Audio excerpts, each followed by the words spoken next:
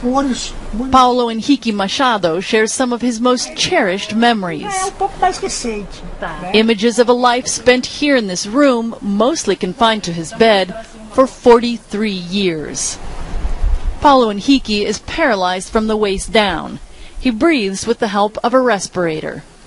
As an infant, he contracted polio and was sent to live in the hospital. Some of those years in the dreaded iron lung, like these. It was the 1970s before vaccines eradicated polio in Brazil. That's Pedro. Back then it was him and me. We were very close. He was my best friend. Children with serious infections were sent to the Clínicas hospital in Sao Paulo, with little hope of survival. There were 9 of them here with Paulo Henrique. His mother had died 2 days after he was born. The rest of his family soon stopped coming to see him.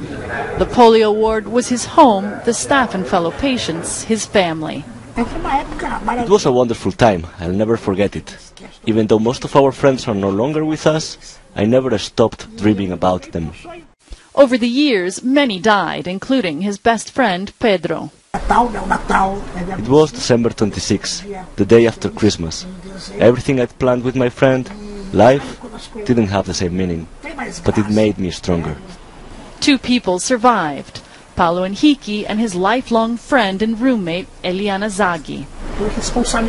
We are like brother and sister, and we look after each other. Eliana suffered paralysis caused by polio when she was a baby. She's lived in the hospital for 38 years. I've been here since I was 1 year and 9 months old.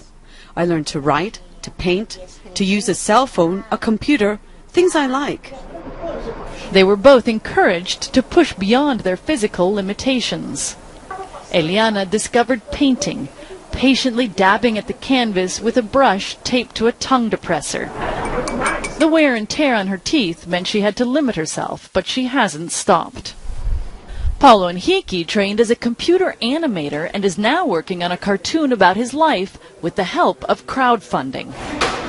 Dr. Nuno da Silva has worked in the ICU since 1988. He says Paulo Henrique and Eliana are inspirations. We've had young patients that we've taken to their room. They're examples to show that it isn't the end of the world. Paulo Henrique's biggest passions are movies and video games.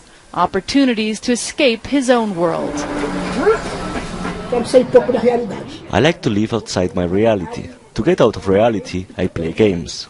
In the games, I can go where I want without suffering pain. He tells us that soon video games are going to take him out into the real world. A rare trip outside the hospital walls to visit a video game convention. A trip we don't want to miss. Shasta Darlington, CNN, Sao Paulo.